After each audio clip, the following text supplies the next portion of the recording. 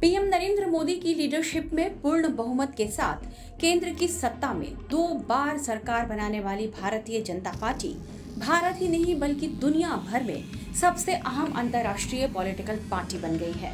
निकट भविष्य में इसका दबदबा ऐसा बढ़ेगा, अधिकतर फैसले बीजेपी ही करेगी। यही नहीं, उसकी मदद के बिना अमेरिका चीन की बढ़ती शक्ति को संतुलित करने की जो भी कोशिश करेगा, उसके सारे कदम विफल साबित होंगे। ऐसा दावा अमेरिकी अखबार द वॉल स्ट्रीट जर्नल में छपे एक वैचारिक लेख में किया गया है। इस लेख में अमेरिकी हितों के लिहाज से भी दुनिया में बीजेपी को सबसे अहम विदेशी राजनीतिक पार्टी बताया गया है। वॉल्टर रसेड मिल की ओर से लिखे गए इस लेख में कहा गया है कि 2014 और 2019 में लगातार जीत के बाद बीजेपी 2024 में भी जीत दोहराने की ओर बढ़ रही है। इसी के साथ भारत भी बड़ी आर्थिक शक्ति बन रहा है, जिससे जापान के साथ यह देश हिंद प्रशांत में अमेरिका की नीति की धुरी बन गया है।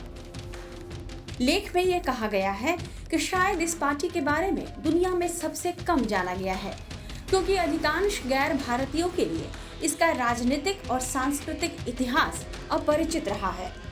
वॉल्टर रसेड मिड लिखते हैं कि बीजेपी की चुनावी सफलता यह बताती है कि दशकों तक राष्ट्र के पुनर्निर्माण के विचार से उसके चिंतकों और विचारकों ने जो अभियान चलाया था, अब वह सफल हो रहा है।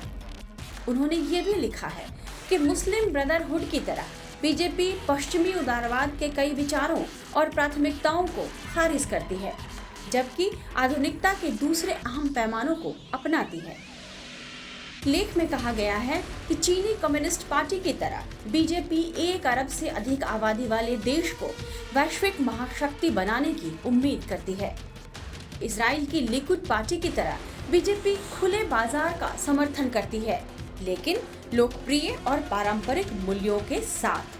फिर चाहे इसे लागू करने के लिए बीजेपी को उन लोगों की नाराजगी झेलनी पड़े जो उसकी नीतियों का समर्थन नहीं करते या जो पश्चिमी केंद्रित संस्कृति के प्रशंसक हैं और राजनीतिक तौर पर अभिजात्य वर्ग से आते हैं।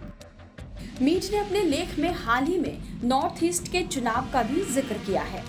उन्होंने लिखा है कि बीजेपी ने ईसाई बहुलता वाले नॉर्थ ईस्ट के राज्यों में हुए चुनाव में जो जीत हासिल की है, वह उसकी कुछ अहम जीत में से एक है। वहीं उत्तर प्रदेश, जहां बीजेपी की सरकार है और जहां की आबादी 20 करोड़ से भी ज्यादा है, उसे वहां शिया मुस्लिमों का भी समर्थन मिलता है। आर्टिकल में राष्ट्रीय स्वयंसेवक संघ की भी तारीफ की गई है। आरएसएस को सबसे ताकतवर संगठन बताते हुए कहा गया है कि इसके कार्यकर्ता जातिगत भेदभाव से लड़ने में अहम भूमिका निभाते हैं। लेख के मुताबिक इसके ग्रामीण और शहरी विकास कार्यक्रम, धार्मिक शिक्षा और पुनरुद्धार के प्रयास और नागरिक सक्रियता जीवन के सभी क्षेत्रों के हजारों स्वयंसेवकों द्वारा संचालित राजनीतिक चेतना बनाने में सफल रहे हैं। ऐसा लगता है कि यह आंदोलन एक चौराहे पर पहुंच गया है। मीड ने यूपी के सीएम योगी आदित्यनाथ का भी आर्टिकल में जिक्र किया है।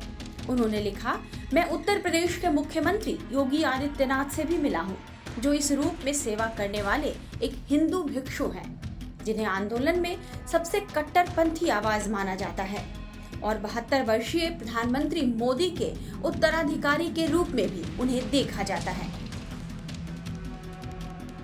टाइम्स नाउ भारत डिजिटल की रिपोर्ट।